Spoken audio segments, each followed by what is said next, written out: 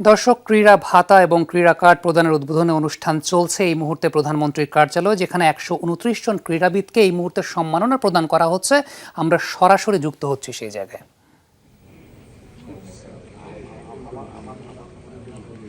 আহ্বান জানাচ্ছি মোসাম্মদ সুমাইয়া খাতুনকে।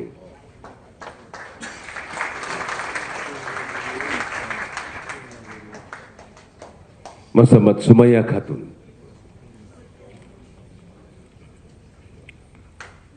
এবং এরপর মঞ্চে আসবেন পূর্ণা বড়ুয়া।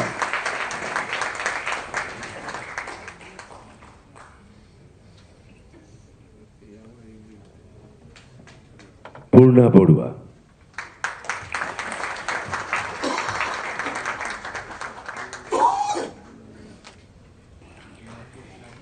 এবারে থাইল্যান্ডে অনুষ্ঠিত প্রথম South Asian women's futsal championship 2025-এর চ্যাম্পিয়ন দলের পক্ষ থেকে বাংলাদেশের অধিনায়ক বেগম সাবিনা খাতুনকে মাননীয় প্রধানমন্ত্রীর নিকট হতে ক্রীড়া ভাতা, ক্রীড়া কার্ড ও সম্মাননা গ্রহণের জন্য মঞ্চে আহ্বান জানাচ্ছি।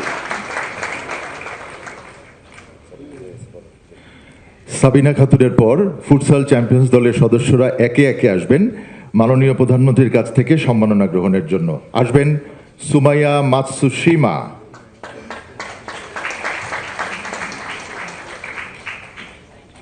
পুরস্কার নিচ্ছেন সুমাইয়া মাতসুশিমা। এরপরে আসবে মার্জিয়া,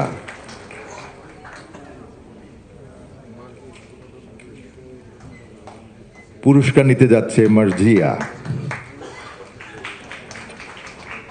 এরপরে আসবে শ্রীমতী কৃষ্ণা রানীর সরকার।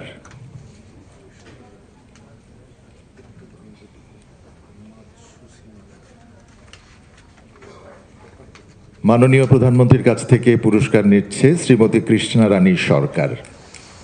এরপরে আসবে লিপি আক্তার।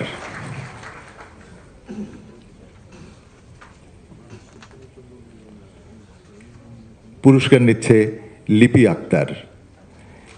এরপরে আসবে নীলুফা ইয়াসমিন নীলা।